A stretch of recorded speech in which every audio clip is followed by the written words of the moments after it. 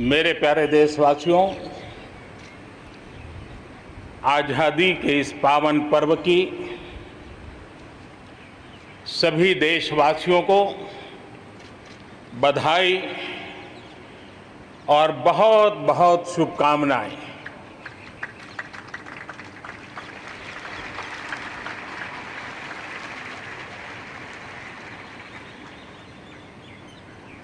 आज जो हम स्वतंत्र भारत में सांस ले रहे हैं, उसके पीछे मां भारती के लाखों बेटे बेटियों, उनका त्याग, उनका बलिदान और मां भारती को आजाद कराने के संकल्प के प्रति उनका समर्पण आज ऐसे सभी हमारे स्वातंत्र सेनानियों का, आजादी के वीरों का, नर बांकुरों का, वीर शहीदों का नमन करने का ये पर्व है। हमारे फौज के जाबाज जवान, हमारे अर्धसैनिक बल, हमारे पुलिस के जवान, सुरक्षा बल से जुड़े हुए हर कोई मां भारती के रक्षा में जुटे रहते हैं, सामान्य मानवीय की सुरक्षा में जुटे रहते हैं। आज उन सबको भी हृदयपूर्वक, आदरपूर्वक स्मरण करने का, उनके महान त्याग तपस्या को नमन करने का पर्व है। एक नाम और, श्री अरविंद घोष क्रांति दूत से लेकर आध्यात्म की यात्रा, आज उनके संकल्प, उनका जन्म जयंती है। हमें उनके संकल्पों को, हमारे संकल्पों को पूर्ण करने के उनकी तरफ से आशीर्वाद बने रहे। हम एक विशिष्ट परिस्थिति से गुजर रहे हैं। आज छोटे छोटे बालक मेरे सामने नजर नहीं आ रहे। भारत का उज्जवल भविष्य क्यों? कोरोना ने सबको रोका हुआ है। इस कोरोना के कालखंड में लक्षावधि कोरोना वॉरियर्स, चाहे डॉक्टर हो, नर्सिस हो, सफाई कर्मी हो, एम्बुलेंस चलाने वाले लोग हो, किस किस के नाम गिनाऊंगा। उन लोगों ने इतने लंबे समय तक जिस प्रकार से सेवा परमो धर्मः इस मंत्र को जी करके दिखाया है, पूर्ण समर्पण भाव से मां भारती के लालों की सेवा की है, ऐसे सभी कोरोना वॉरियर्स को भी मैं आज नमन करता हूं। इस कोरोना के कालखंड में अनेक हमारे भाई बहन इस कोरोना के संकट में प्रभावित हुए हैं। कई परिवार प्रभावित हुए हैं। कईयों ने अपनी जान भी गंवाई है। मैं ऐसे सभी परिवारों के प्रति अपनी संवेदनशीलता प्रकट करता हूं और इस कोरोना के खिलाफ मुझे विश्वास है 130 करोड़ देशवासियों की अदम्य इच्छा शक्ति, संकल्प शक्ति हमें उसमें भी विजय दिलाएगी और हम विजयी होके रहेंगे। मुझे विश्वास है कि पिछले दिनों भी हम एक प्रकार से अनेक संकटों से गुजर रहे। बाढ़ का प्रकोप, खास करके नॉर्थ ईस्ट, पूर्वी भारत, दक्षिण भारत, पश्चिमी भारत के कुछ इलाके, कहीं लैंडस्लाइड, अनेक दिक्कतों का सामना लोगों को करना पड़ा है। अनेक लोगों ने अपनी जान गंवाई है। मैं उन परिवारों के प्रति भी मेरी संवेदना व्यक्त करता हूं और राज्य सरकारों के साथ कंधे से कंधा मिलाकर के ऐसी संकट की घड़ी में हमेशा देश एक बन करके, चाहे केंद्र सरकार हो, राज्य सरकार हो, हम मिल करके तत्काल जितनी भी मदद पहुंचाने का प्रयास कर सकते हैं, सफलतापूर्वक कर रहे हैं। मेरे प्यारे देशवासियों, आजादी का पर्व हमारे लिए, ये स्वतंत्रता का पर्व आजादी के वीरों को याद कर करके नए संकल्पों की ऊर्जा का एक अवसर होता है। एक प्रकार से हमारे लिए ये नई प्रेरणा लेकर के आता है, नया उमंग, नया उत्साह लेकर के आता है। और इस बार तो हमारे लिए संकल्प करना बहुत आवश्यक भी है और बहुत शुभ अवसर भी है, क्योंकि अगला जब हम आजादी का पर्व मनाएंगे तब हम 75 वर्ष में प्रवेश करेंगे। ये अपने आप में एक बहुत बड़ा अवसर है और इसलिए आज आने वाले 2 साल के लिए बहुत बड़े संकल्प लेकर के हमें चलना है। 130 करोड़ देशवासियों को चलना है। आजादी के 75 वर्ष में जब प्रवेश करेंगे और आजादी के 75 वर्ष जब पूर्ण होंगे, हम हमारे संकल्पों की पूर्ति का एक महापर्व के रूप में उसको भी मनाएंगे। मेरे प्यारे देशवासियों, हमारे पूर्वजों ने अखंड एक निष्ठ तपस्या करके त्याग और बलिदान की उच्च भावनाओं को प्रस्तावित करते हुए हमें जिस प्रकार से आजादी दिलाई है, उन्होंने न्यौछावर कर दिया है। लेकिन हम ये बात न भूले कि गुलामी के इतने लंबे कालखंड में कोई भी पल ऐसा नहीं था, कोई भी क्षेत्र ऐसा नहीं था कि जब आजादी की ललक न उठी हो, आजादी की इच्छा को लेकर के किसी ने प्रयास न किया हो, जंग न किया हो, त्याग न किया हो और एक प्रकार से जवानी जेलों में खपा दी, जीवन के सारे सपनों को, फांसी के फंदों को चूम करके आहूत कर दिया। ऐसे वीरों को नमन करते हुए और फिर एक तरफ सशस्त्र क्रांति का दौर, दूसरी तरफ जन आंदोलन का दौर, पूज्य बापू के नेतृत्व में राष्ट्र जागरण के साथ जन आंदोलन की एक धारा ने आजादी के आंदोलन को एक नई ऊर्जा दी और हम आजादी के पर्व को आज मना पा रहे हैं। इस आजादी के जंग में भारत की आत्मा को कुचलने के भी निरंतर प्रयास हुए हैं, अनगिनत प्रयास हुए हैं। भारत को अपनी संस्कृति, परंपरा, रीत रिवाज, इन सब से उखाड़ फेंकने के लिए क्या कुछ नहीं हुआ। वो कालखंड था, सैकड़ों सालों का कालखंड था। शाम दाम दंड भेद सब कुछ अपने चरम पर था और कुछ लोग तो ये मान के चलते थे कि हम तो यावत चंद्र दिवाकरो यहां पर राज करने के लिए आए हैं। लेकिन आजादी की ललक ने उनके सारे मंसूबों को जमींदोस्त कर दिया। उनकी सोच थी कि इतना बड़ा विशाल देश, अनेक राजे रजवाड़े, भांति भांति की बोलियां, पहनवेश, खान पान, अनेक भाषाएं, इतनी विविधताओं के कारण बिखरा हुआ देश कभी एक होकर के आजादी का जंग लड़ नहीं सकता है। लेकिन इस देश की प्राण शक्ति वो पहचान नहीं पाए। अंतर्भूत जो प्राण शक्ति है, एकता का सूत्र जो हमें सबको बांध करके रखा हुआ है, उसने आजादी के उस पर्व में पूरी ताकत के साथ जब वो मैदान में आया तो देश आजादी के जंग में विजयी हुआ। हम ये भी जानते हैं कि वो कालखंड था विस्तारवाद की सोच वालों ने दुनिया में जहां भी फैल सकते के फैलने का प्रयास किया, अपने झंडे गाड़ने की कोशिश की, लेकिन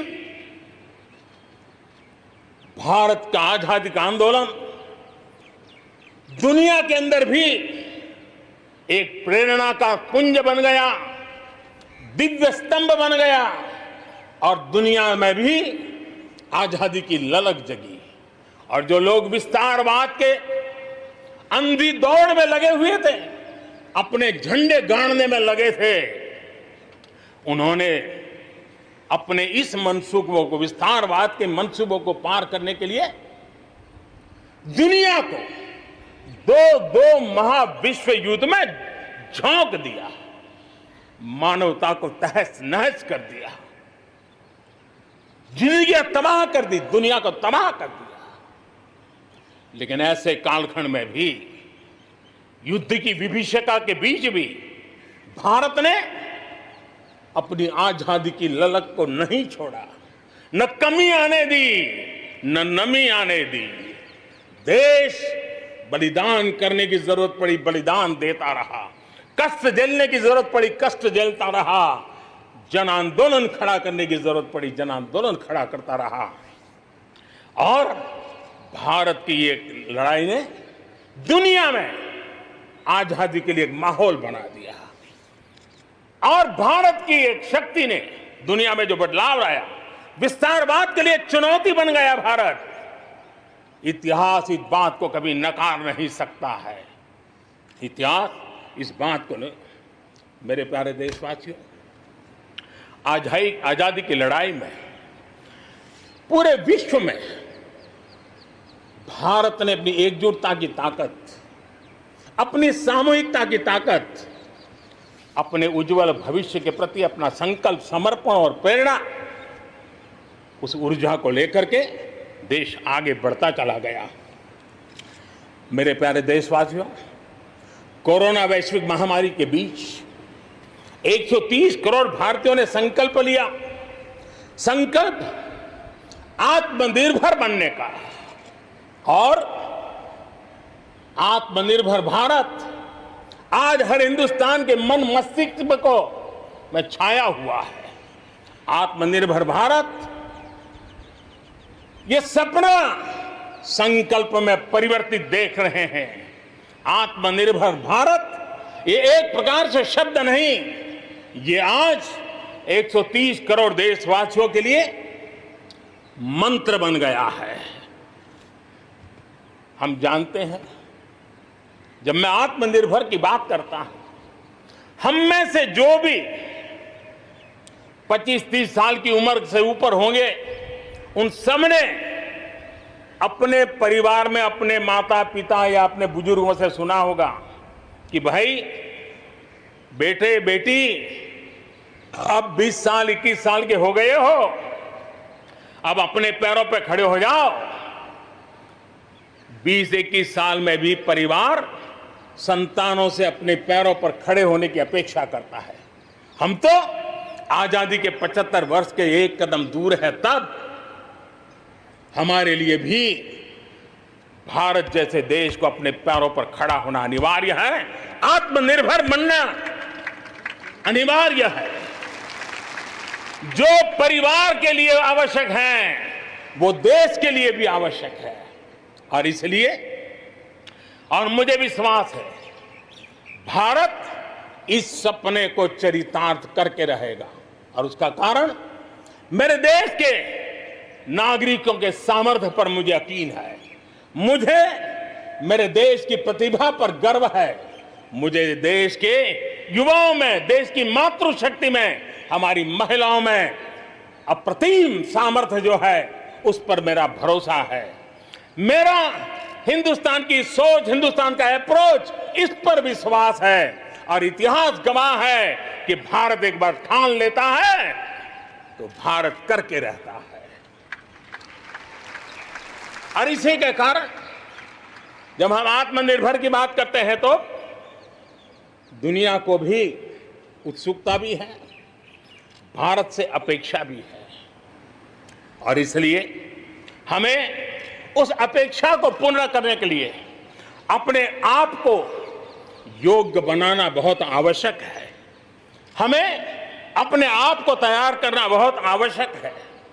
भारत के चिंतन में भारत जैसे विशाल देश, भारत युवा शक्ति से भरा हुआ देश, आत्मनिर्भर भारत की पहली शर्त होती है आत्मविश्वास से भरा हुआ भारत। उसकी यही नींव होती है और यही विकास को नई गति, नई ऊर्जा देने का सामर्थ्य रहती है।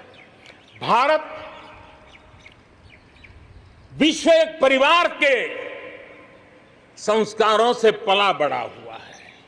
अगर वेद कहते थे वसुधैव कुटुंबकम, तो विनोबा जी कहते थे जय जगत। और इसलिए हमारे लिए विश्व एक परिवार है। और इसलिए आर्थिक विकास भी हो, लेकिन साथ साथ मानव और मानवता का भी केंद्र स्थान होना चाहिए, इसका महत्व होना चाहिए। उसी को लेकर के हम चलते हैं। आज दुनिया इंटरकनेक्टेड है, आज दुनिया इंटरडिपेंडेंट है और इसलिए समय की मांग है कि विश्व अर्थव्यवस्था में भारत जैसे विशाल देश का योगदान बढ़ना चाहिए। विश्व कल्याण के लिए भी ये भारत का कर्तव्य है और भारत को अपना योगदान बढ़ाना है तो भारत को स्वयं को सशक्त होना होगा, भारत को आत्मनिर्भर होना होगा। हमें जग कल्याण के लिए भी अपने आप को सामर्थ्यवान बनाना ही पड़ेगा। और जब हमारी जड़ें मजबूत होगी, हमारा अपना सामर्थ्य होगा, तो हम दुनिया का भी कल्याण करने की दिशा में कदम उठा सकते हैं। हमारे देश में अथाक प्राकृतिक संपदा है, क्या कुछ नहीं है। आज समय की मांग है कि हमारे इन प्राकृतिक संसाधनों में हम वैल्यू एडिशन करें, हम हमारे मानव संपदा में मूल्य वृद्धि करें, नई ऊंचाइयों पर ले जाएं। और हम देश में कब तक कच्चा माल विदेश भेजते रहेंगे, रॉ मटेरियल कब तक दुनिया में भेजते रहेंगे। और देखिए तो रॉ मटेरियल दुनिया में भेजना और फिनिश गुड को दुनिया से वापस लाना, ये खेल कब तक चलेगा। और इसलिए हमें आत्मनिर्भर बनना होगा। हमारी हर शक्ति पर वैश्विक आवश्यकताओं के अनुसार मूल्य वृद्धि करना है, ये हमारा दायित्व है। ये वैल्यू एडिशन करने की दिशा में हम आगे बढ़ना चाहते हैं। हम विश्व में योगदान करने के लिए हम आगे बढ़ना चाहते हैं। विश्व में हम कुछ न कुछ, उसी प्रकार से कृषि क्षेत्र, एक समय था जब हम बाहर से गेहूं मंगवा करके अपना पेट भरते थे, लेकिन हमारे देश के किसानों ने वो कमाल करके दिखा दिया। आत्मनिर्भर भारत आज कृषि क्षेत्र में बना है। आज भारत के किसान, भारत के नागरिकों का ही पेट भरते इतना नहीं है, आज भारत वो स्थिति में है कि दुनिया में जिसकी जरूरत है उसको भी हम अन्न दे सकते हैं। अगर ये हमारी शक्ति है, आत्मनिर्भर की ये ताकत है, तो हमारे कृषि क्षेत्र में भी मूल्य वृद्धि आवश्यक है। वैश्विक आवश्यकताओं के अनुसार हमारे कृषि जगत में बदलाव की आवश्यकता है। विश्व की अपेक्षाओं को पूरा करने के लिए हमने हमारे कृषि जगत को भी आगे बढ़ाने की जरूरत है। आज देश अनेक नए कदम उठा रहा है और इसलिए अब आप देखिए स्पेस सेक्टर में हमने खुला कर दिया, देश के युवाओं को अवसर मिला है। हमने कृषि क्षेत्र को कानूनों से मुक्त कर दिया, बंधनों से मुक्त कर दिया। हमने आत्मनिर्भर बनाने का प्रयास किया हुआ है। जब भारत स्पेस सेक्टर में ताकतवर बनता है तो पड़ोसियों को जरूर उसका लाभ होता है। जब आप ऊर्जा के क्षेत्र में पावरफुल होते हैं तो जे देश अपना अंधेरा मिटाना चाहता है, भारत उसमें मदद कर सकता है। देश के जब हेल्थ सेक्टर का इंफ्रास्ट्रक्चर आत्मनिर्भर हो जाता है तो विश्व के अनेक देशों को टूरिज्म के रूप में, हेल्थ डेस्टिनेशन के रूप में भारत उनकी पसंदीदा बन सकता है। और इसलिए हमें आवश्यक है कि हम भारत में बने सामान की पूरी दुनिया में वाहवाही कैसी हो। और एक जमाना था हमारे देश में जो चीजें बनती थी, हमारे स्किल मैन पावर के द्वारा जो काम होता था, उसकी दुनिया में बहुत वाहवाही होती थी, इतिहास गवाह है। हमें जब आत्मनिर्भर की बात करते हैं तब सिर्फ इंपोर्ट कम करना इतना ही हमारी सोच नहीं है। जब आत्मनिर्भर की बात करते हैं तब हमारी ये जो कौशल्य है, हमारा जो ह्यूमन रिसोर्स का सामर्थ्य है, जब चीजें बाहर से आने लगती हैं तो उसका वो सामर्थ्य खत्म होता चला जाता है, पीढ़ी दर पीढ़ी वो नष्ट हो जाता है। हमें हमारे उस सामर्थ्य को बचाना भी है, बढ़ाना भी है, कौशल्य को बढ़ाना है, क्रिएटिविटी को बढ़ाना है और उसको लेकर के हमें आगे बढ़ना है। हमें स्किल डेवलपमेंट की दिशा में बल देना है। आत्मनिर्भर भारत के लिए, हमारे सामर्थ्य को बढ़ाने के लिए मेरे प्यारे देशवासियों, मैं जानता हूं जब मैं आत्मनिर्भर की बात करता हूं तब अनेक आशंकाएं प्रकट भी की जाती हैं। मैं इस बात को मानता हूं कि आत्मनिर्भर भारत के लिए लाखों चुनौतियां हैं और जब विश्व स्पर्धा के मोड़ में हो तब तो चुनौतियां बढ़ भी जाती हैं। लेकिन देश के सामने अगर लाखों चुनौतियां हैं तो देश के पास करोड़ों समाधान देने वाले शक्ति भी है, मेरे देशवासी भी हैं जो समाधान का सामर्थ्य देते हैं। अब देखिए, कोरोना के संकट काल में हमने देखा कि बहुत सी चीजों के लिए हम कठिनाइयों में हैं, हमें दुनिया से लाना है, दुनिया दे नहीं पा रही थी। हमारे देश के नौजवानों ने, हमारे देश के उद्यमियों ने, हमारे देश के उद्योग जगत के लोगों ने बीड़ा उठा लिया। जिस देश में N95 नहीं बनता था बनने लगे, PPE नहीं बनता था बनने लग गए, वेंटिलेटर नहीं बनता था बनने लग गए। देश की आवश्यकताओं की तो पूर्ति हुई, लेकिन दुनिया में एक्सपोर्ट करने की हमारी ताकत बन गई। दुनिया की जरूरत थी, आत्मनिर्भर भारत दुनिया को कैसे मदद कर सकता है, आज हम इसमें हम देख सकते हैं। और इसलिए विश्व की भलाई में भी भारत का योगदान करना ये दायित्व बनता है और उसलिए भी हमें उसी प्रकार से बहुत हो चुका है। आजाद भारत की मानसिकता क्या होनी चाहिए? आजाद भारत की मानसिकता होनी चाहिए वोकल फॉर लोकल। हमारे जो स्थानीय उत्पाद है उसका हमने गौरवगान करना चाहिए। हम अपनी चीजों का गौरवगान नहीं करेंगे तो उसको अच्छा बनने का अवसर भी नहीं मिलेगा, उसकी हिम्मत नहीं बढ़ेगी। आइए हम मिलकर के संकल्प लें, आजादी के 75 साल के पर्व की ओर जब कदम रख रहे हैं तब वोकल फॉर लोकल का जीवन मंत्र बन जाए और हम मिलकर के भारत की उस ताकत को हम बढ़ावा दे दें। मेरे प्यारे देशवासियों, हमारा देश कैसी कैसी कमाल करता है, कैसे कैसे आगे बढ़ता है, इस बात को हम भली भांति समझ सकते हैं।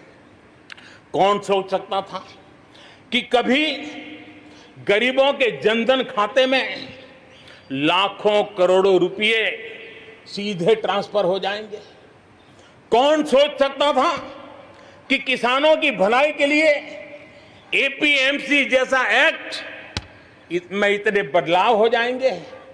कौन सोचता था हमारे व्यापारी आलम पे जो लटकती तलवार थी, एसेंशियल कमोडिटी एक्ट, इतने सालों के बाद वो भी बदल जाएगा? कौन सोचता था कि हमारा स्पेस सेक्टर हमारे देश के युवाओं के लिए खुला कर दिया जाएगा? आज हम देख रहे हैं, राष्ट्रीय शिक्षा नीति हो, one nation one ration card की बात हो, वन नेशन वन ग्रिड की बात हो, वन नेशन वन टैक्स की बात हो, इंसॉल्वेंसी और बैंकरप्सी कोड उसकी बात हो, चाहे बैंकों को मर्जर करने का प्रयास हो, देश की सच्चाई बन चुकी है, देश की हकीकत है। भारत में परिवर्तन के इस कालखंड में रिफॉर्म्स के परिणामों को दुनिया देख रही है। एक के बाद एक दूसरे से जुड़े हुए हम जो रिफॉर्म्स कर रहे हैं उसको दुनिया बहुत बारीकी से देख रही है। और उसी का कारण है बीते वर्ष भारत में एफडीआई में अब तक के सारे रिकॉर्ड तोड़ दिए। फॉरेन डायरेक्ट इन्वेस्टमेंट अब तक के सारे रिकॉर्ड तोड़ दिए। बीते वर्ष भारत में एफडीआई में 18% की वृद्धि हुई है, बढ़ोतरी हुई है।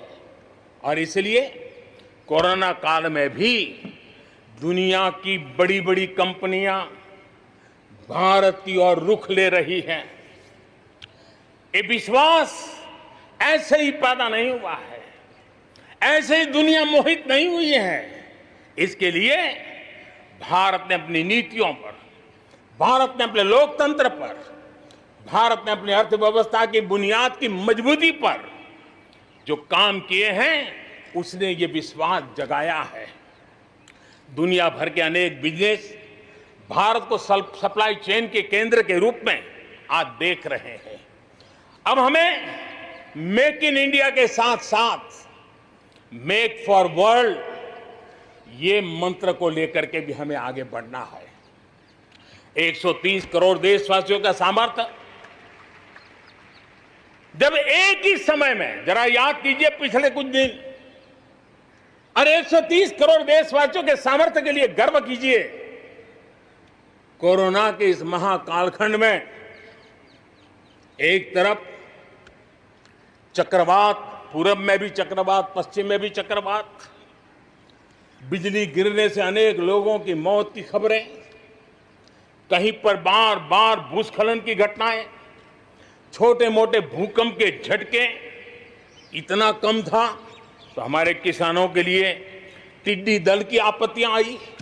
न जाने एक साथ एक के बाद एक मुसीबतों का अंबार लग गया। लेकिन उसके बावजूद भी देश जरा भी अपना विश्वास नहीं खोया। देश आत्मविश्वास के साथ आगे बढ़ता जाया गया। देशवासियों के जीवन को, देश की अर्थव्यवस्था को कोरोना के प्रभाव से जल्दी बाहर निकालना आज हमारी प्राथमिकता है।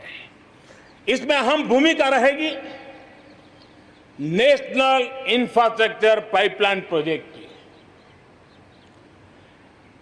इस पर 110 लाख करोड़ उससे भी ज्यादा खर्च किए जाएंगे। इसके लिए अलग अलग सेक्टर्स में लगभग 7,000 प्रोजेक्ट्स की पहचान कर ली गई है। इससे देश के ओवरऑल इंफ्रास्ट्रक्चर डेवलपमेंट को एक नई दिशा भी मिलेगी, एक नई गति भी मिलेगी। और इससे हमेशा ये कहा जाता है ऐसे संकट की घड़ी में जितना ज्यादा इंफ्रास्ट्रक्चर को बल दिया जाए ताकि आर्थिक गतिविधि बढ़ती है, लोगों को रोजगार मिलता है, काम मिलता है, उसके जुड़े हुए कई काम एक साथ चल जाते हैं। छोटे बड़े उद्योग, किसान, हर मध्यम वर्ग को इसका बहुत लाभ होता है। और आज मैं एक बात स्मरण करना चाहता हूं, जब अटल बिहारी वाजपेयी हमारे देश के प्रधानमंत्री थे तब उन्होंने स्वर्णिम चतुर्भुज की एक बहुत बड़ी दूरगामी असर पैदा करने वाली योजना को प्रारंभ किया था और देश के रोड नेटवर्क के इंफ्रास्ट्रक्चर को नेक्स्ट जनरेशन पर ले गए थे।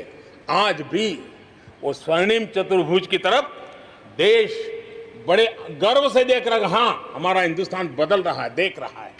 मेरे प्यारे देशवासियों, अटल जी ने अपने समय में एक काम किया, लेकिन अब हमें उसे आगे ले जाना है, हमें नई ओर ले जाना है।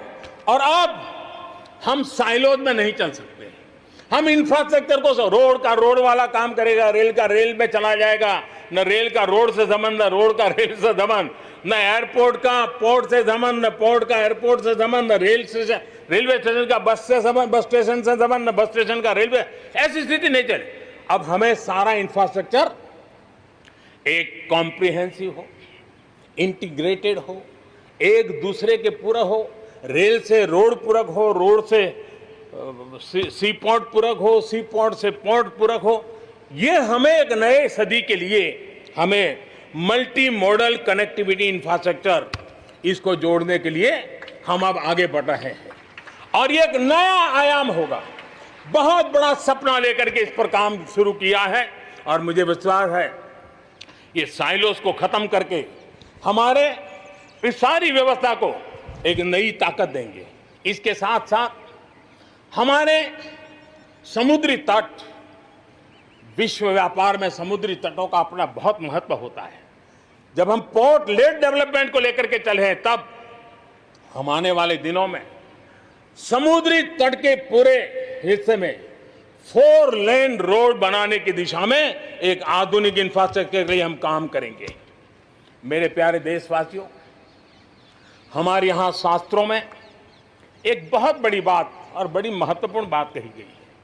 हमारे यहां शास्त्रों में कहा गया है, सामर्थ्य मूलम स्वातंत्रम, सामर्थ्य मूलम स्वातंत्रम, श्रम मूलम च वैभवम, श्रम मूलम च वैभवम।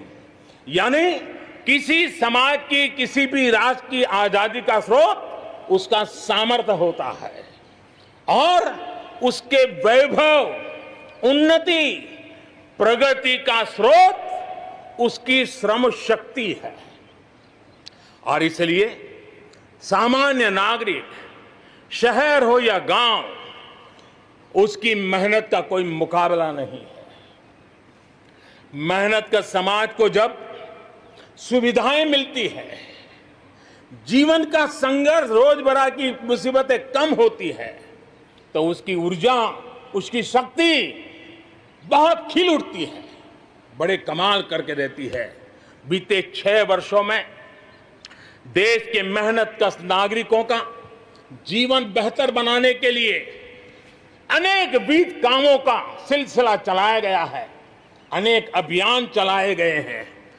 आप देखिए, बैंक खाता हो, पक्के घर की बात हो, इतनी बड़ी मात्रा में शौचालय बनाने हो, हर घर में बिजली कनेक्शन पहुंचाना हो, माताओं बहनों को धुएं से मुक्त करने के लिए गैस का कनेक्शन देना हो, गरीब से गरीब को बीमा सुरक्षा देने का प्रयास हो, 5 लाख रुपए तक अच्छे से अच्छे अस्पताल में मुफ्त इलाज कराने के लिए आयुष्मान भारत योजना हो, राशन की दुकानों को टेक्नोलॉजी से जोड़ने की बात हो, हर गरीब, हर व्यक्ति बिना किसी भेदभाव के पूरी पारदर्शिता के साथ उसको लाभ पहुंचाने में पिछले 6 साल ने बहुत अच्छी तरह प्रगति की है। कोरोना के संकट में भी इन व्यवस्थाओं में बहुत मदद मिली है। इस दौरान करोड़ों गरीब परिवारों को मुफ्त गैस सिलेंडर पहुंचना, राशन कार्ड हो या न हो, 80 करोड़ से ज्यादा मेरे देशवासियों को उनके घर का चूल्हा जलता रहे, 80 करोड़ देशवासियों को मुफ्त में अनाज पहुंचाने का काम हो, 90,000 करोड़ रुपए से ज्यादा सीधे बैंक खाते में पैसे ट्रांसफर हो।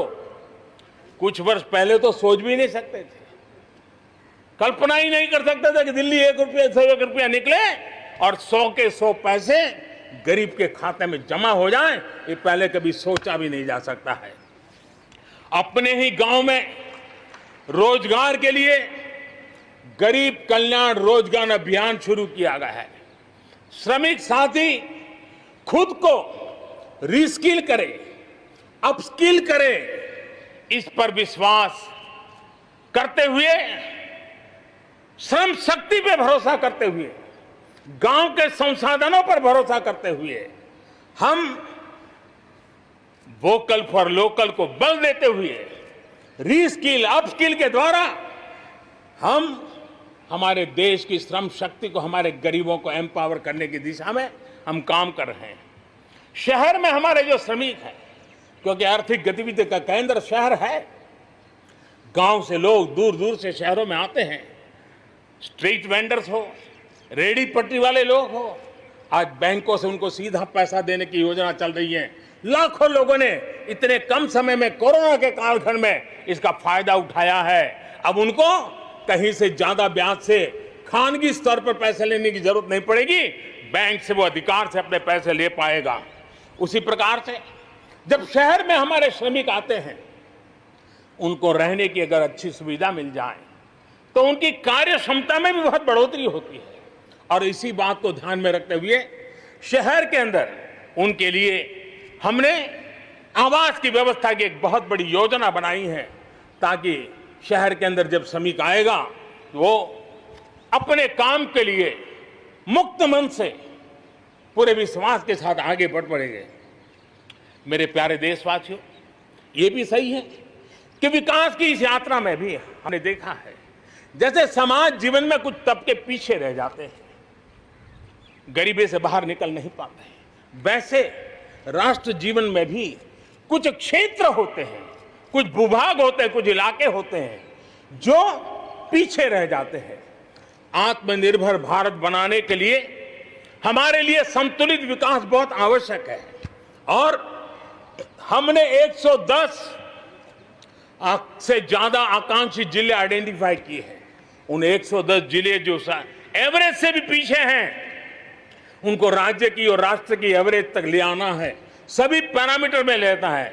वहां के लोगों को बेहतर शिक्षा मिले, वहां के लोगों को बेहतर स्वास्थ्य सुविधाएं मिले, वहां के लोगों को रोजगार के स्थानीय अवसर पैदा हो, और उसके लिए लगातार हमने इन 110 जिले जो हमारी विकास यात्रा में कहीं पीछे छूट गए हैं, उनको आगे ले जाने के लिए प्रयास कर रहे हैं।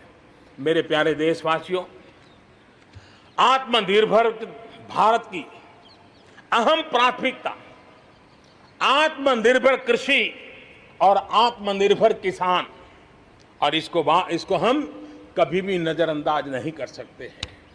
किसान को पिछले दिनों हमने देखा है, एक के बाद एक रिफॉर्म आजादी के इतने सालों के बाद किए गए हैं। किसान को तमाम बंधनों से मुक्त करना हो, वो काम हमने कर दिया है। आप सोच नहीं सकते होंगे, हमारे देश में आप अगर साबुन बनाते हैं, हिंदुस्तान के कोने में जाके साबुन बेच सकते हैं। आप अगर कपड़ा बनाते हैं, हिंदुस्तान के किसी कोने में जाके कपड़ा बेच सकते हैं। आप चीनी बनाएं, आप चीनी बेच सकते हैं। लेकिन मेरा किसान, बहुत लोगों को पता नहीं होगा, मेरे देश का किसान जो उत्पादन करता था, न वो अपनी मर्जी से बेच सकता था, न अपनी मर्जी से जहां बेचना चाहता था वहां बेच सकता था। उसके लिए जो दायरा तय किया था वहीं बेचना पड़ता था। उस सारे बंधनों को हमने खत्म कर दिया है। अब हिंदुस्तान का किसान उस आजादी की सांस को ले पाएगा, ताकि वो हिंदुस्तान के किसी में भी, दुनिया के किसी भी कोने में अपना माल बेचना चाहता है, वो अपने टर्म्स पर बेच पाएगा। इस बात को हमने किसान की आय को बढ़ाने के लिए अनेक वैकल्पिक चीजों को भी बल दिया है। उसके किसानी में इनपुट कॉस्ट कैसे कम हो, सोलार पंप, उसको डीजल पंप से मुक्ति कैसे दिला दे, अन्नदाता ऊर्जादाता कैसे बने, मधुमक्खी पालन हो, फिशरीज हो, पोल्ट्री हो, ऐसे अनेक चीजें उसके साथ जुड़ जाएं, ताकि उसकी आय दोगुना हो जाए। उस दिशा में हम लगातार काम कर रहे हैं। आज समय की मांग है, हमारा कृषि क्षेत्र आधुनिक बने, मूल्य वृद्धि हो, वैल्यू एडिशन हो, फूड प्रोसेसिंग हो, पैकेजिंग की व्यवस्था हो, उसको संभालने की व्यवस्था हो, और इसलिए अच्छे इंफ्रास्ट्रक्चर की जरूरत है। आपने देखा होगा इस कोरोना कालखंड में ही पिछले दिनों 1 लाख करोड़ रुपया एग्रीकल्चर इंफ्रास्ट्रक्चर के लिए भारत की सरकार ने आवंटित किए हैं, और इंफ्रास्ट्रक्चर जो किसानों की भलाई के लिए होगा, और इसके कारण किसान अपना मूल्य भी प्राप्त कर सकेगा, दुनिया के बाजार में बेच भी पाएगा, विश्व बाजार में उसकी पहुंच बढ़ेगी। आज हमने ग्रामीण उद्योगों को मजबूत करने की जरूरत है। ग्रामीण क्षेत्रों में विशिष्ट प्रकार से आर्थिक क्लस्टर बनाने जाएंगे। कृषि और गैर कृषि उद्योगों को गांव के अंदर एक जाल बनाई जाएगी, और उसके कारण उसके साथ साथ किसानों के लिए जो नई एफपीओ हमने बनाने का, किसान उत्पादक संघ बनाने का जो हमने कोशिश की है, वो अपने आप में एक बहुत बड़ा इकोनॉमिकल एम्पावरमेंट का काम करेगा। भाइयों बहनों, मैंने पिछली बार यहां पर जल जीवन मिशन की घोषणा की थी। आज उसको 1 साल हो रहा है। मैं आज गर्व से कह सकता हूं कि जो हमने सपना लिया है कि पीने का शुद्ध जल, नल से जल हमारे देशवासियों को मिलना चाहिए। स्वास्थ्य की समस्याओं का समाधान भी शुद्ध पीने के जल से जुड़ा हुआ होता है। अर्थव्यवस्था में भी उसका बहुत बड़ा योगदान होता है और उसको लेकर के जल जीवन मिशन शुरू किया। आज मुझे संतोष है कि प्रतिदिन हम 1 लाख से ज्यादा घरों में, हर दिन 1 लाख से ज्यादा घरों में जल पहुंचा रहे हैं, पाइप से जल पहुंचा रहे हैं। और पिछले 1 साल में 2 करोड़ परिवारों तक हम जल पहुंचाने में यशस्वी हुए हैं। और विशेष करके जंगलों में दूर दूर रहने वाले हमारे आदिवासियों के घरों तक ये पहुंचाने का काम, बड़ा अभियान चला है। और मुझे खुशी है कि आज जल जीवन मिशन ने देश में एक तंदुरुस्त स्पर्धा का माहौल बनाया है। जिले जिले के बीच में तंदुरुस्त स्पर्धा हो रही है, नगर नगर के बीच में तंदुरुस्त स्पर्धा हो रही है, राज्य राज्य के बीच में तंदुरुस्त स्पर्धा हो रही है। हर किसी को लग रहा है कि प्रधानमंत्री का जल जीवन मिशन का जो सपना है उसको हम जल्दी से जल्दी अपने क्षेत्र में पूरा करेंगे। कोऑपरेटिव कॉम्पिटिटिव फेडरलिज्म को एक नई ताकत इस जल जीवन मिशन के साथ जुड़ गई है और उसके साथ भी हम आगे बढ़ रहे हैं। मेरे प्यारे देशवासियों, चाहे हमारा कृषि का क्षेत्र हो, चाहे हमारे लघु उद्योगों का क्षेत्र हो, चाहे हमारे नौकरी पेशा करने वाले समाज के लोग हो, ये करीब करीब सभी लोग एक प्रकार से भारत का मध्यम वर्गीय बहुत बड़ा संपुट है। और मध्यम वर्ग से निकले हुए प्रोफेशनल्स आज दुनिया में अपना डंका जमा रहे हैं। मध्यम वर्ग से निकले हुए हमारे डॉक्टर, इंजीनियर, वकील, साइंटिस्ट, सब कोई दुनिया के अंदर अपना नाम डंडा जमा रहे हैं। और इसलिए ये बात तय है कि मध्यम वर्ग को जितने अवसर मिलते हैं वो अनेक गुना ताकत के साथ उभर करके आते हैं। और इसलिए मध्यम वर्ग को सरकारी दखलंदाजी से मुक्ति चाहिए। मध्यम वर्ग को अनेक विध नए अवसर चाहिए, उसको खुला मैदान होना चाहिए। और हमारी सरकार लगातार मध्यम वर्ग के इन सपनों को पूरा करने के लिए काम कर रही है। मध्यम वर्ग मिरेकल करने की ताकत रखता है। ईज ऑफ लिविंग, इसका सबसे बड़ा लाभ किसी को होना है तो मेरे मध्यम वर्गीय परिवारों को होना है। सस्ते इंटरनेट की बात हो, चाहे सस्ते स्मार्टफोन की बात हो, या उड़ान के तहत हवाई जहाज की टिकटें बहुत मिनिमम हो जाने की बात हो, या हमारे हाईवेज हो, इंफॉर्मेशन वेज हो, ये सारी चीजें मध्यम वर्ग की ताकत को बढ़ाने वाली है। आज आपने देखा होगा मध्यम वर्ग में जो गरीबी से बाहर निकला है उसका पहला सपना होता है अपना घर होना चाहिए। वो एक बराबरी की जिंदगी जाना चाहता है। देश में बहुत बड़ा काम हमने ईएमआई के क्षेत्र में किया और उसके कारण होम लोन सस्ते हुए।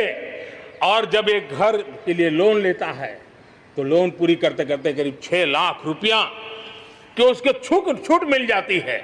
यह इतना ही नहीं, पिछले दिनों ध्यान में आया कि बहुत गरीब मध्यम वर्ग के परिवारों ने पैसे लगाए हुए हैं, लेकिन योजनाएं पूरी न होने के कारण खुद का घर मिल नहीं रहा है, किराया भरना पड़ रहा है। भारत सरकार ने 25,000 करोड़ रुपया का विशिष्ट फंड बना करके ये जो आधे अधूरे घर हैं उनको पूरा करके मध्यम वर्गीय परिवारों को घर मिल जाए, उसके लिए हमने अब कदम उठाया है। जीएसटी में बहुत तेजी से टैक्सेशन कम हुआ है, इनकम टैक्स कम हुआ है। आज मिनिमम उस प्रकार के व्यवस्थाओं के साथ हम देश को आगे बढ़ाने का प्रयास कर रहे हैं। कोऑपरेटिव बैंकों को आरबीआई से जोड़ना ये अपने आप में मध्यम वर्गीय परिवारों के पैसों को सुरक्षित रखने की गारंटी इसके साथ जुड़ी हुई है। एमएसएमई सेक्टर में जो रिफॉर्म्स हुए हैं, एग्रीकल्चर सेक्टर में जो रिफॉर्म्स हुए हैं, इसका सीधा सीधा लाभ हमारे मध्यम वर्गीय मेहनतकश परिवारों को जाने वाला है। और उसके कारण हजारों करोड़ रुपए के स्पेशल फंड आज जो हमारे व्यापारी बंधुओं को, हमारे में लघु उद्योगकारों को हम दे रहे हैं, उनको इसका लाभ मिलने वाला है। आम भारतीय की शक्ति, उसकी ऊर्जा आत्मनिर्भर भारत अभियान का एक बहुत बड़ा आधार है। इस ताकत को बनाए रखने के लिए हर स्तर पर निरंतर काम जारी है। मेरे प्यारे देशवासियों, आत्मनिर्भर भारत के निर्माण में, आधुनिक भारत के निर्माण में, नए भारत के निर्माण में, समृद्ध और खुशहाल भारत के निर्माण में देश की शिक्षा का बहुत बड़ा महत्व है। इसी सोच के साथ देश को 3 दशक के बाद नई राष्ट्रीय शिक्षा नीति देने में हम आज यशस्वी हुए हैं और हिंदुस्तान के हर कोने में इसकी स्वागत के समाचार एक नई ऊर्जा, नए विश्वास दे रहे हैं। ये राष्ट्रीय शिक्षा नीति हमारे विद्यार्थियों को जड़ से जोड़ेगी, लेकिन साथ साथ उसको एक ग्लोबल सिटीजन बनाने का भी पूरा सामर्थ्य देगी। वो जड़ों से जुड़ा होगा, लेकिन उसका सर आसमान की ऊंचाइयों को छूता होगा। आज आपने देखा होगा राष्ट्रीय शिक्षा नीति में एक विशेष बल दिया गया है नेशनल रिसर्च फाउंडेशन का, क्योंकि देश को प्रगति करने के लिए इनोवेशन बहुत आवश्यक होता है। इनोवेशन को जितना बल मिलेगा, रिसर्च को जितना बल मिलेगा, उतना ही देश को आगे ले जाने में और कॉम्पिटिटिव वर्ल्ड के अंदर आगे बढ़ने में बहुत ताकत मिलेगी। आपने सोचा होगा क्या कभी इतना तेजी से गांव तक ऑनलाइन क्लासेस का इतना माहौल बन जाएगा? कभी कभी आफत में भी कुछ ऐसी चीजें उभर करके आ जाती हैं, नई ताकत दे देती हैं। और इसलिए आपने देखा होगा कोरोना काल में ऑनलाइन क्लासेस एक प्रकार से कल्चर बन गया है। आप देखिए ऑनलाइन डिजिटल ट्रांजैक्शन वो भी कैसे बढ़ रहे हैं। भीम यूपीआई गत 1 महीने में, यानी किसी को भी गर्व होगा कि भारत जैसे देश में यूपीआई भीम के द्वारा गत 1 महीने में 3 लाख करोड़ रुपए का ट्रांजैक्शन हुआ है। ये अपने आप में हम किस प्रकार से बदली हुई स्थितियों को स्वीकार करने लगे हैं, ये इसका नमूना है। आप देखते हैं 2014 से पहले हमारे देश में 5 दर्जन पंचायतें, 5 दर्जन पंचायतों में ऑप्टिकल फाइबर था। गत 5 वर्ष में 1.5 लाख ग्राम पंचायतों तक ऑप्टिकल फाइबर नेटवर्क पहुंच चुका है, जो आज इतना मदद कर रहा है। सभी पंचायतों में पहुंचने के लक्ष्य के साथ हमने काम शुरू किया था। जो 1 लाख पंचायतें बाकी हैं, वहां भी तेजी से काम चल रहा है, लेकिन बदली पड़ी हुई परिस्थिति में गांव की भी डिजिटल इंडिया में भागीदारी अनिवार्य बन गई है। गांव के लोगों को भी इस प्रकार की ऑनलाइन सुविधाओं की जरूरत बढ़ गई है। इसको ध्यान में रखते हुए पहले जो हमने कार्यक्रम बनाया था, हर पंचायत तक पहले पहुंचेंगे, लेकिन आज मैं आपसे बताना चाहूंगा कि अब हमने तय किया है कि सभी 6 लाख से ज्यादा जो हमारे गांव है, उन सभी गांवों में ऑप्टिकल फाइबर नेटवर्क पहुंचाया जाएगा। जरूरत बदली है तो हमने प्रायोरिटी भी बदली है। 6 लाख से अधिक गांवों में हजारों लाखों किलोमीटर ऑप्टिकल फाइबर का काम चलाया जाएगा और हमने तय किया है 1000 दिन में, 1000 दिन के अंदर अंदर देश के 6 लाख से अधिक गांवों में ऑप्टिकल फाइबर नेटवर्क काम पूरा कर दिया जाएगा। बदलती हुई टेक्नोलॉजी में साइबर स्पेस, ये हमारी निर्भरता बढ़ती ही जाने वाली है। लेकिन साइबर स्पेस में खतरे भी जुड़े हुए होते हैं, भली भांति दुनिया इससे परिचित है, और इनसे देश के सामाजिक ताने बाने, हमारी अर्थव्यवस्था और हमारे देश के विकास पर भी खतरे पैदा करने का ये आसान मार्ग बन सकता है। और इसलिए भारत इसमें बहुत सचेत है, भारत बहुत सतर्क है और इन खतरों का सामना करने के लिए फैसले ले रहा है इतना ही नहीं, नई व्यवस्थाएं भी लगातार विकसित की जा रही है। बहुत ही अल्प समय में नई साइबर सुरक्षा रणनीति, इसका एक पूरा खाका देश के सामने आएगा। आने वाले समय में सब इकाइयों को जोड़ करके हम इस साइबर सिक्योरिटी के अंदर सबको एक साथ चलना पड़ेगा। उसके लिए आगे बढ़ने की रणनीति बनाएंगे।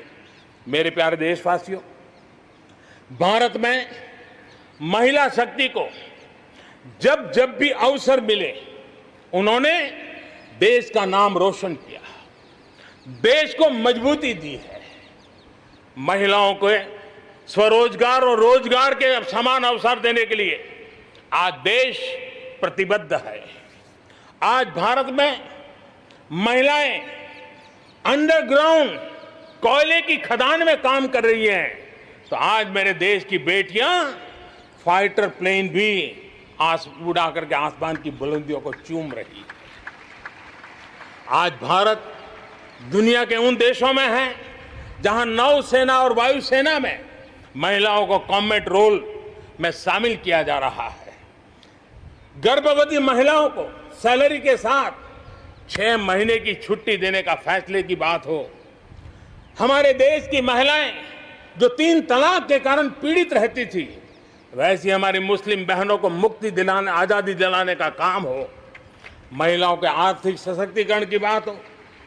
40 करोड़ जो जनधन खाते खोले गए हैं, उसमें 22 करोड़ खाते हमारी बहनों के हैं।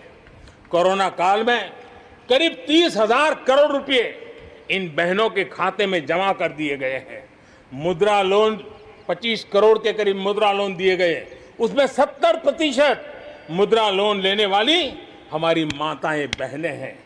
प्रधानमंत्री आवास योजना के तहत जो खुद का घर मिल रहा है, उसमें अधिकतम रजिस्ट्री भी महिलाओं के नाम हो रही है। मेरे प्यारे देशवासियों, गरीब बहन बेटियों की बेहतर स्वास्थ्य की भी चिंता यह सरकार लगातार कर रही है। हमने जन औषधि केंद्र के अंदर 1 रुपये में सैनिटरी पैड पहुंचाने के लिए एक बहुत बड़ा काम किया। 6,000 जन औषधि केंद्रों में पिछले कुछ थोड़े से समय में ही करीब 5 करोड़ से ज्यादा सैनिटरी पैड हमारी इन गरीब महिलाओं तक पहुंच चुके हैं। बेटियों में कुपोषण खत्म हो, उनकी शादी की सही आयु क्या हो, इसके लिए हमने कमेटियां बना की रचना की है। उसका रिपोर्ट आते ही बेटियों की शादी की उम्र के बारे में भी उचित फैसले लिए जाएंगे। मेरे प्यारे देशवासियों, इस कोरोना के सेक्टर में कालखंड में हेल्थ सेक्टर की तरफ ध्यान जाना बहुत स्वाभाविक है और इसलिए आत्मनिर्भर की सबसे बड़ी सीख हमें हेल्थ सेक्टर ने इस संकट के काल में सिखा दी है और उस लक्ष्य में प्राप्त करने के लिए हमें आगे भी बढ़ना है। अब देखिए, कोरोना के समय, उसके पूर्व हमारे देश में सिर्फ एक लैब थी टेस्टिंग के लिए। आज 1400 लैब्स का नेटवर्क है, हिंदुस्तान के हर कोने में फैला हुआ है। जब कोरोना का संकट आया तो एक दिन में सिर्फ 300 टेस्ट हो पाते थे।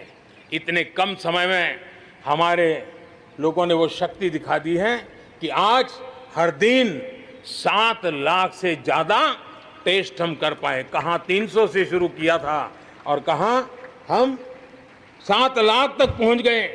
देश में नए एम्स, नए मेडिकल कॉलेज का निर्माण, आधुनिकीकरण की दिशा में निरंतर प्रयास ये हम कर रहे हैं। 5 साल में MBBS, MD में 45,000 से ज्यादा स्टूडेंट्स के लिए सीटों की बढ़ोतरी की गई है। गांव में 1.5 लाख से ज्यादा वेलनेस सेंटर और उसमें से करीब 1/3 तो ऑलरेडी कार्यरत हो गए हैं, जिन्होंने इस कोरोना में बहुत बड़ी मदद की है। कोरोना के काल में वेलनेस सेंटर्स की भूमिका ने गांव की बहुत बड़ी मदद की है। हेल्थ सेक्टर में आज से एक बहुत बड़ा अभियान शुरू होने जा रहा है और उसमें टेक्नोलॉजी का भी बहुत बड़ा रोल रहेगा। आज से national digital health mission, national digital health mission उसका भी आरंभ किया जा रहा है। भारत के हेल्थ सेक्टर में ये एक नई क्रांति ले आएगा। इलाज में आने वाली परेशानियां कम करने के लिए टेक्नोलॉजी का बहुत सुविचारित रूप से उपयोग होगा। प्रत्येक भारतीय को हेल्थ आईडी दी जाएगी। ये हेल्थ आईडी प्रत्येक भारतीय के स्वास्थ्य खाते की तरह काम करेगी। आपके हर टेस्ट, हर बीमारी, आपको किस डॉक्टर के पास कौन सी दवा ली थी, उनका क्या डायग्नोसिस था, कब दी थी, आपकी रिपोर्ट क्या थी, ये सारी जानकारी इस एक हेल्थ आईडी में आपको समाहित की जाएगी। डॉक्टर से अपॉइंटमेंट हो, पैसा जमा करना हो, अस्पताल में पर्ची बनवाने की भागदौड़ हो, तमाम दिक्कतें नेशनल डिजिटल हेल्थ मिशन के माध्यम से अनेक मुसीबतों से मुक्ति मिलेगी और उत्तम स्वास्थ्य के लिए हमारा कोई भी नागरिक सही फैसले कर पाएगा। ये व्यवस्था उसे होने वाली है। मेरे प्यारे देशवासियों, जब भी अब कोरोना की बात आती है तो एक बात स्वाभाविक है, हर किसी के मन में सवाल है, कोरोना की वैक्सीन कब तैयार होगी? ये सवाल हर एक के मन में है, पूरी दुनिया में है। मैं आज देशवासियों को कहना चाहूंगा, देश के हमारे वैज्ञानिकों की प्रतिभा एक ऋषि मुनि की तरह लेबोरेटरी में जी जान से जुटे हुए हैं, अखंड एक निष्ठ तपस्या कर रहे हैं, बड़ी कड़ी मेहनत कर रहे हैं और भारत में एक नहीं, दो नहीं, तीन वैक्सीन उसके टेस्टिंग के अलग अलग चरण में है।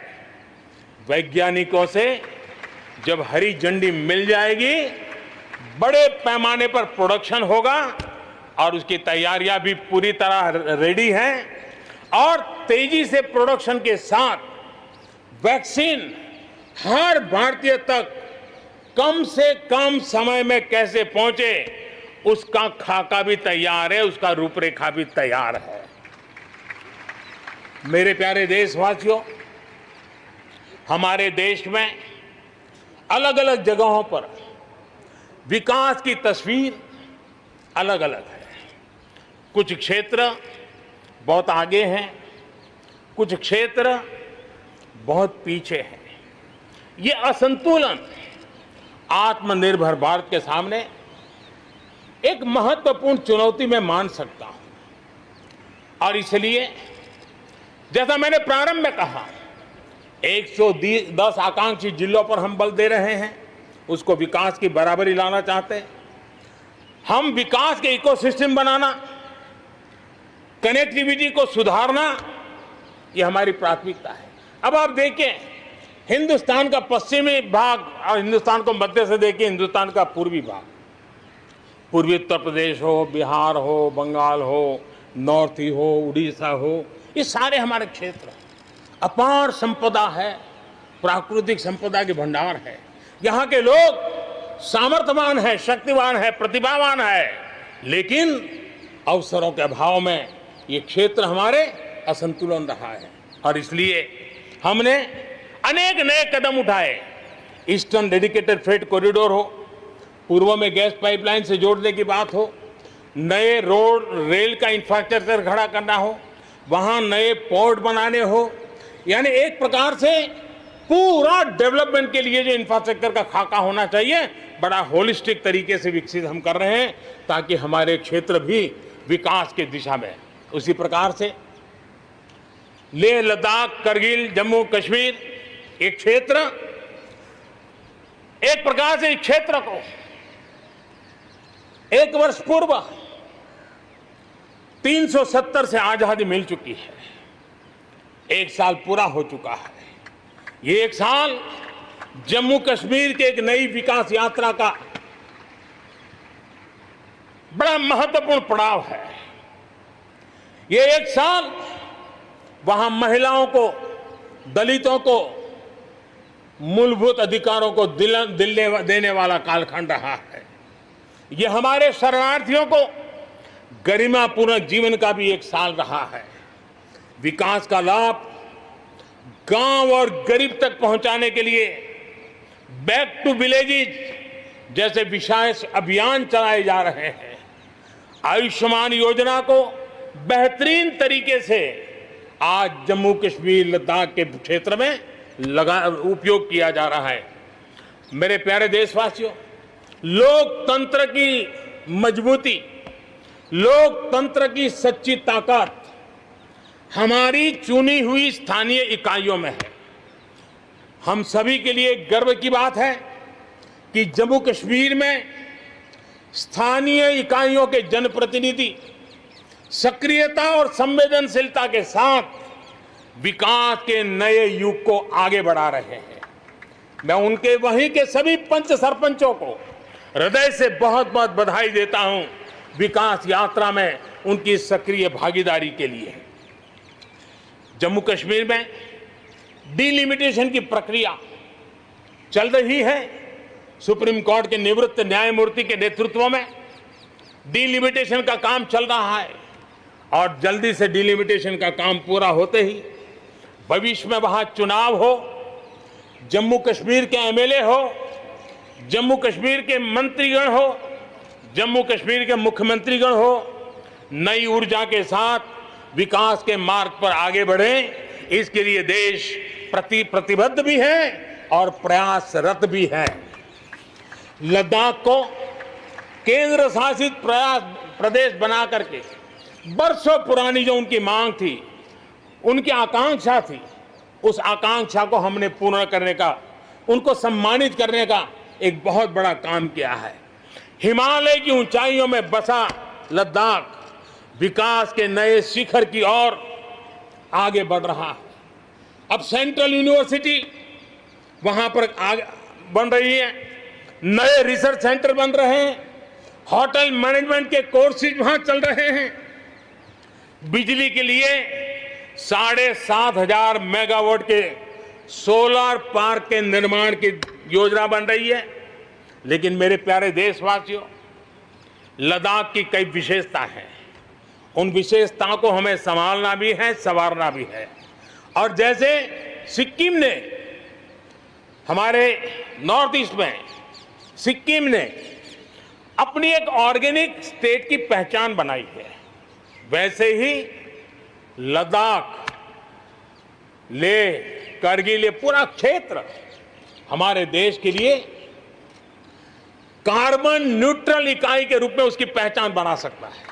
और इसके लिए भारत सरकार वहां के नागरिकों के साथ मिलकर के एक नमूना रूप, प्रेरणा रूप कार्बन न्यूट्रल और वो भी विकास का मॉडल, वहां की आवश्यकताओं की पूर्ति वाला मॉडल, उस दिशा में हम आगे बढ़ रहे हैं। मेरे प्यारे देशवासियों, भारत ने दिखाया है कि पर्यावरण के साथ संतुलन रखते हुए भी तेज विकास संभव है। आज भारत वन वर्ल्ड, वन सन, वन ग्रिड के विजन के साथ पूरी दुनिया में को खास करके सूर्य ऊर्जा के क्षेत्र में प्रेरित कर रहा है। रिन्यूएबल एनर्जी के उत्पादन के मामले में आज भारत दुनिया के 5 टॉप देशों में अपनी जगह बना चुका है।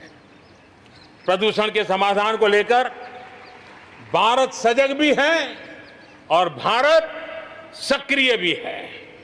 स्वच्छ भारत अभियान हो, धुआं मुक्त रसोई गैस की व्यवस्था हो, एलईडी बल्ब का अभियान हो, सीएनजी आधारित ट्रांसपोर्टेशन की व्यवस्था हो, इलेक्ट्रिक मोबिलिटी के लिए प्रयास हो, हम कोई कसर नहीं छोड़ रहे हैं।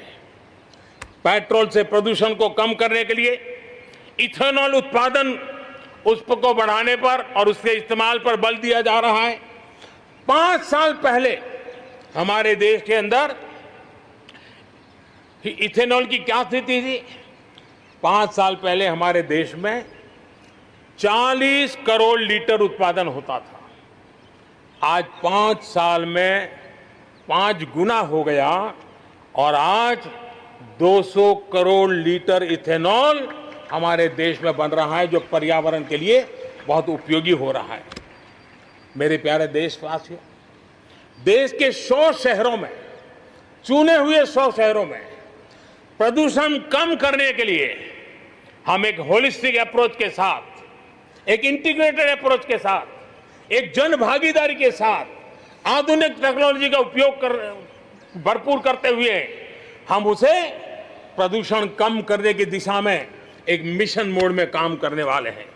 मेरे प्यारे देशवासियों, भारत इस बात को गर्व से कह सकता है, भारत उन बहुत कम देशों में से एक है जहां जंगलों का विस्तार हो रहा है। अपनी बायोडायवर्सिटी के संरक्षण और संवर्धन के लिए भारत पूरी तरह संवेदनशील है। हम लोगों ने सफलतापूर्वक प्रोजेक्ट टाइगर, प्रोजेक्ट एलिफेंट हमने सफलतापूर्वक आगे बढ़ाया है। हमारे यहाँ टाइगर की आबादी बढ़ी है। अब आने वाले दिनों में एशियाटिक लायन, प्रोजेक्ट लायन की शुरुआत हो रही है और उसमें प्रोजेक्ट लायन भारतीय शहरों की रक्षा, सुरक्षा, आवश्यक इंफ्रास्ट्रक्चर और विशेष करके उनके लिए जो आवश्यक होता है स्पेशल प्रकार का हेल्थ इंफ्रास्ट्रक्चर, उस पर भी काम किया जाएगा और प्रोजेक्ट लाइन पर बल दिया जाएगा। साथ ही एक और काम को भी हम बढ़ावा देना चाहते हैं और वो है प्रोजेक्ट डॉल्फिन चलाया जाएगा। नदियों में, समंदर में रहने वाली दोनों तरह की डॉल्फिन्स पर हम फोकस करेंगे। इससे बायोडायवर्सिटी को भी बल मिलेगा और रोजगार के अवसर भी मिलेंगे। ये टूरिज्म के आकर्षण का भी केंद्र होता है, तो इस दिशा में भी हम आगे बढ़ने वाले हैं। मेरे प्यारे देशवासियों, जब हम एक असाधारण लक्ष्य को लेकर के असाधारण यात्रा पर निकलते हैं तो रास्ते में चुनौतियों की भरमार होती है और चुनौतियां भी असामान्य होती है।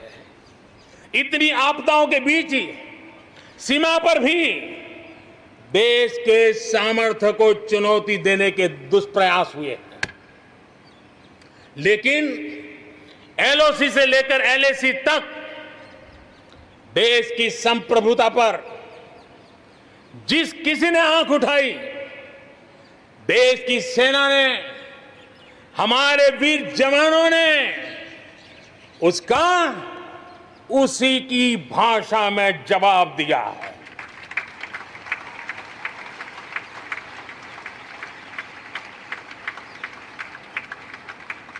भारत की संप्रभुता की रक्षा के लिए पूरा देश एक जोश से भरा हुआ है,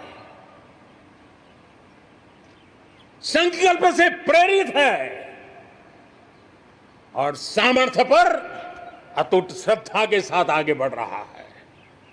इस संकल्प के लिए हमारे वीर जवान क्या कर सकते हैं,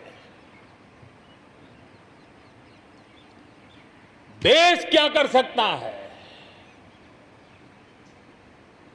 ये लद्दाख में दुनिया ने देख लिया है।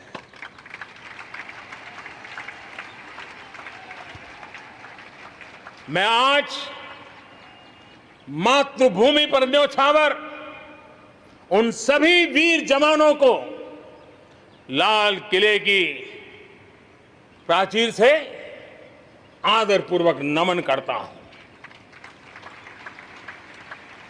आतंकवाद हो या विस्तारवाद, भारत आज डटकर मुकाबला कर रहा है।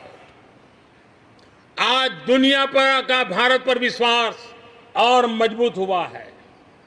पिछले दिनों संयुक्त राष्ट्र सुरक्षा परिषद के अस्थायी सदस्य के रूप में 192 में से 192 में से 184 देखो सो कहोगा, भारत को समर्थन मिलना ये हमारे हर हिंदुस्तानी के लिए गर्व दिलाता है। विश्व में हमने कैसी अपनी पहुंच बनाई है उसका ये उदाहरण है। और ये तभी संभव होता है जब भारत खुद मजबूत हो, भारत सशक्त हो, भारत सुरक्षित हो। इसी सोच के साथ आज अनेक मोर्चों पर काम किया जा रहा है।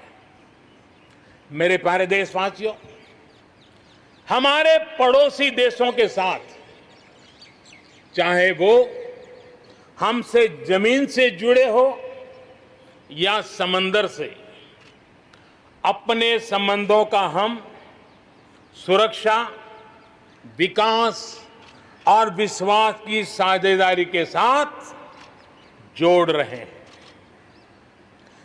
भारत का लगातार प्रयास है कि अपने पड़ोसी देशों के साथ हम अपने सदियों पुराने सांस्कृतिक, आर्थिक और सामाजिक रिश्तों को और गहराई दें। दक्षिण एशिया में दुनिया की 1/4 जनसंख्या रहती है। हम सहयोग और सहभागिता से इतनी बड़ी जनसंख्या के विकास और समृद्धि की अनगिनत संभावनाएं पैदा कर सकते हैं। इस क्षेत्र के देशों के सभी नेताओं की इस विशाल जनसमूह के विकास और प्रगति के लिए बहुत बड़ी जिम्मेदारी है, एक अहम जिम्मेदारी है। उसे निभाने के लिए दक्षिण एशिया के इन सभी क्षेत्र के सभी लोगों को, राजनेताओं को, शासकों को, बुद्धिजीवियों को भी मैं आह्वान करता हूं, इस पूरे क्षेत्र में जितनी शांति होगी, जितना सौहार्द होगा, उतनी ही ये मानवता के काम आएगी, मानवता के हित में होगा। पूरी दुनिया का हित इसमें समाहित है। आज पड़ोसी सिर्फ वो ही नहीं है जिनसे हमारी भौगोलिक सीमाएं मिलती है, बल्कि वे भी हैं जिनसे हमारे दिल मिलते हैं। जहां रिश्तों में समरसता होती है, मेल जोल रहता है। मुझे खुशी है कि बीते कुछ समय में भारत ने एक्सटेंडेड नेबरहुड के सभी देशों के साथ अपने संबंधों को और मजबूत किया है। पश्चिम एशिया के देशों से हमारे राजनीतिक, आर्थिक और मानवीय संबंधों की प्रगति में कई गुना तेजी आई है।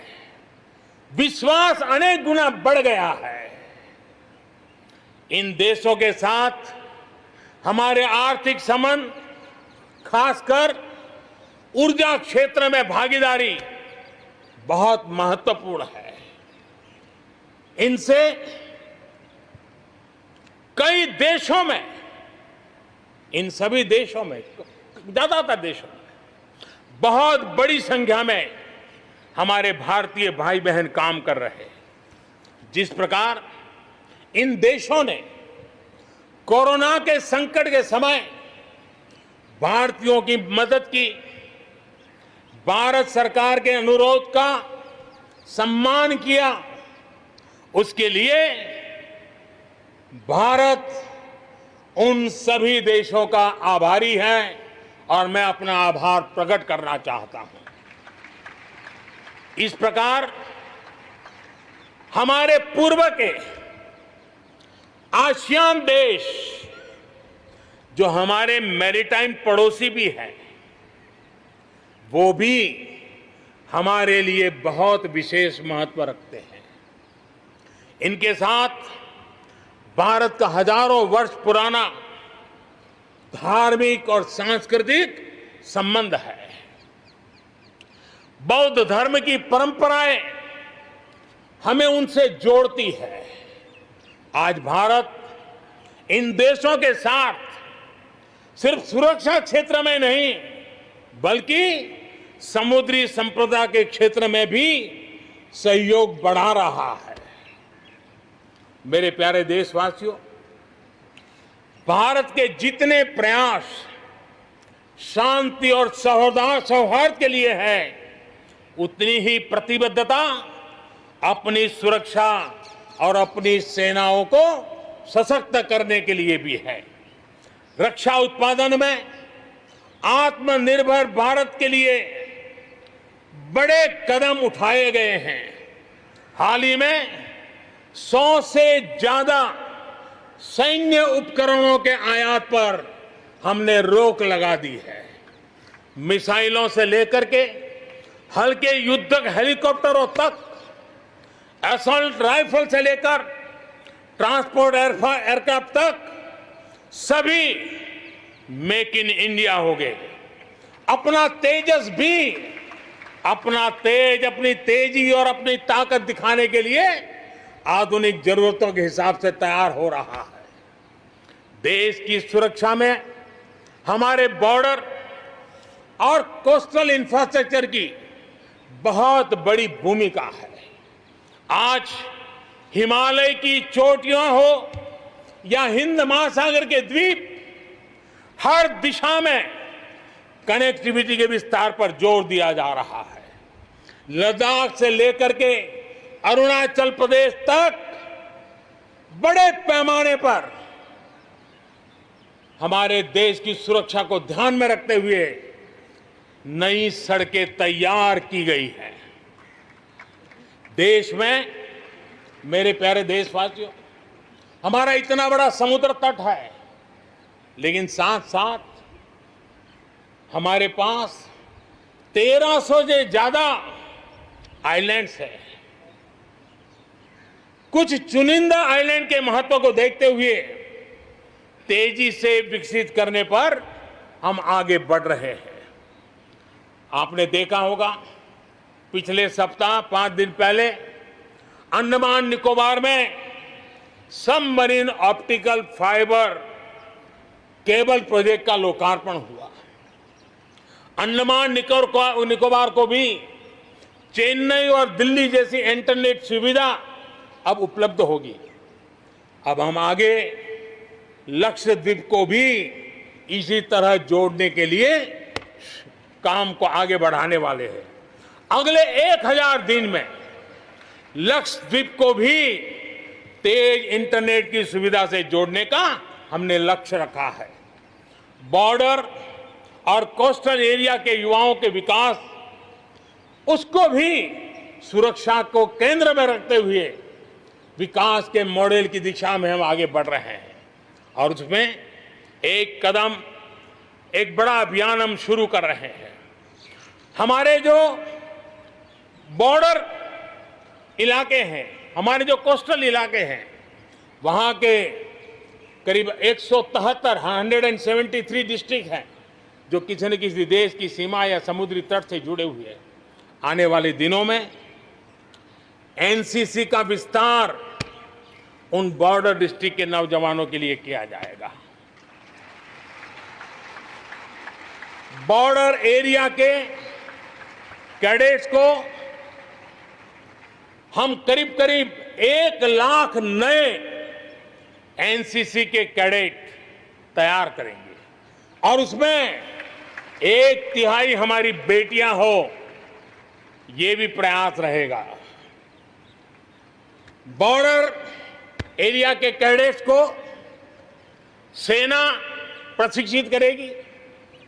कोस्टल एरिया के जो कैडेट्स हैं उनको नेवी के लोग प्रशिक्षित करेंगे और जहां एयरबेस है वहां के कैडेट को एयरफोर्स की तरफ से ट्रेनिंग दी जाएगी।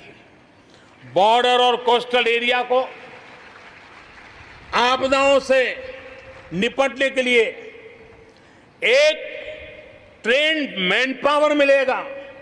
युवाओं को आर्म फोर्सेस में कैरियर बनाने के लिए जरूरी स्किल भी मिलेगी।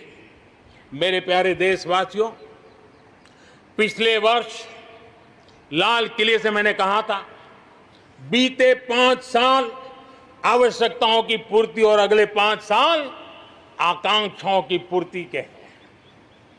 बीते 1 साल में ही देश ने बड़े और महत्वपूर्ण फैसलों के पड़ाव को पार कर लिया है। गांधी 150 पर भारत ने गांवों को खुद को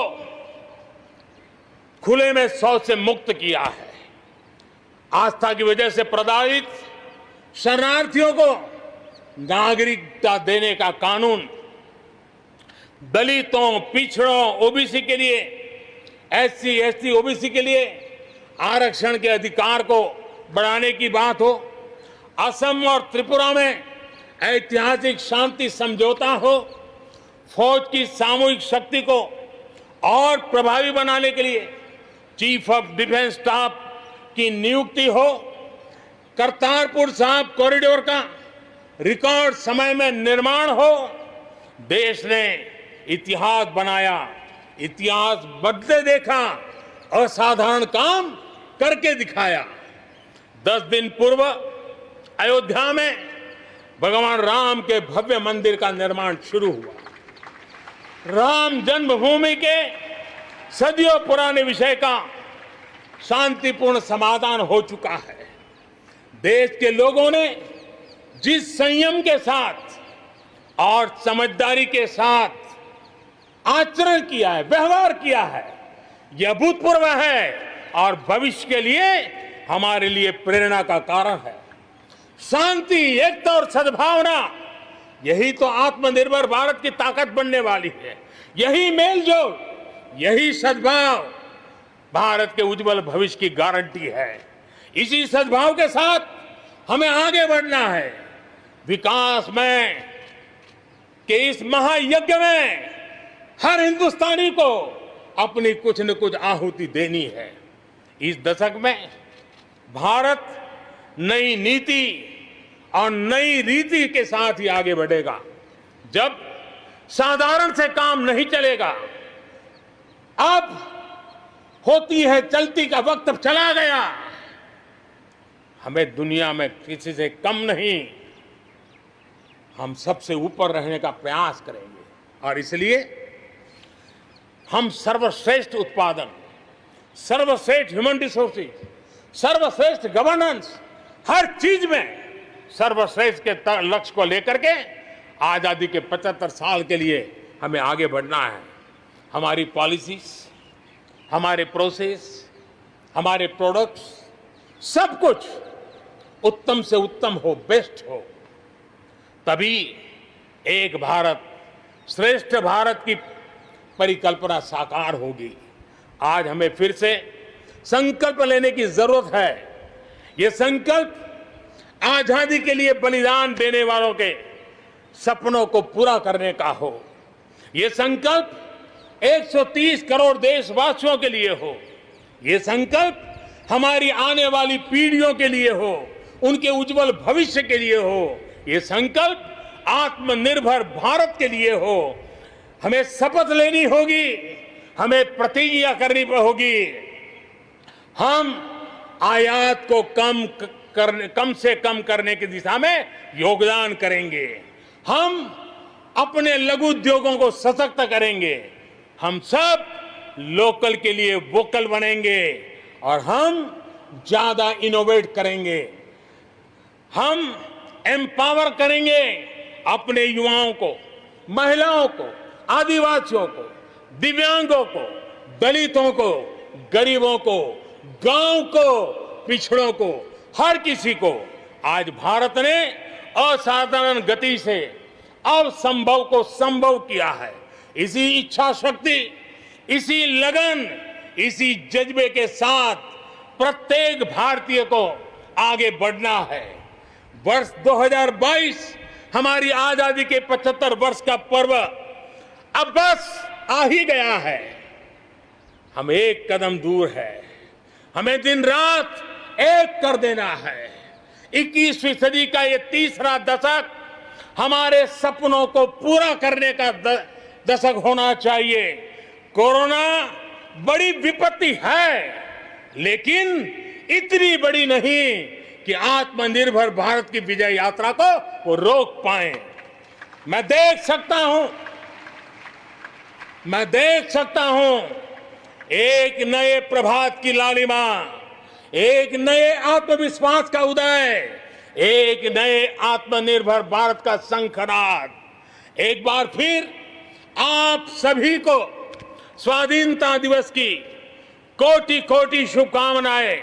आइए मेरे साथ दोनों हाथ के ऊपर करके पूरी ताकत से बोलिए, भारत माता की, भारत माता की, भारत माता की, वंदे वंदे वंदे, जय